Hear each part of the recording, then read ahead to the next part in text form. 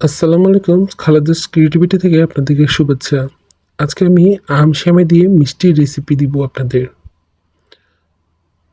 একটি হাঁড়িতে আমি 2 চায়ের চামচ ঘি ইউজ করেছি।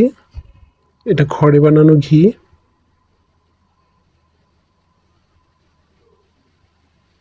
এখানে আমি যে সেমাইটি নিয়েছি সেই সেমাইটি ভালো করে ভেজে নেব ঘির মধ্যে হালকা আঁচে।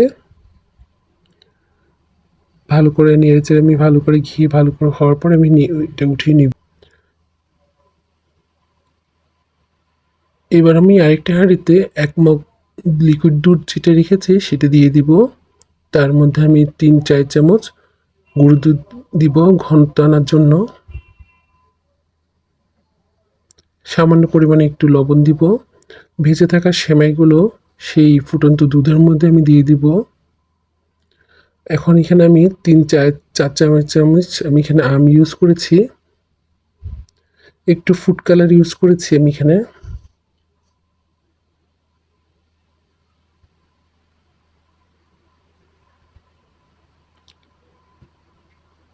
এখানে আমি 3 চায়ের চামচ চিনি ইউজ করেছি।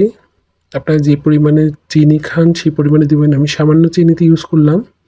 যেহেতু আমার আমটি মিষ্টি সেজন্য। বাকি আমের পিউরিগুলো আমি তার মধ্যে আবার দিয়ে দিলাম এবং কাঠবাদামগুলো দিয়ে দিলাম। ভাজা হয়ে গেলে আমি একটা বাটিতে নিয়ে নিব এবং এখানে একটা প্লেটে আমি নারকেলের কুড়ানোগুলো নিয়ে নিব, শুকনো নারকেলের কুড়ানো।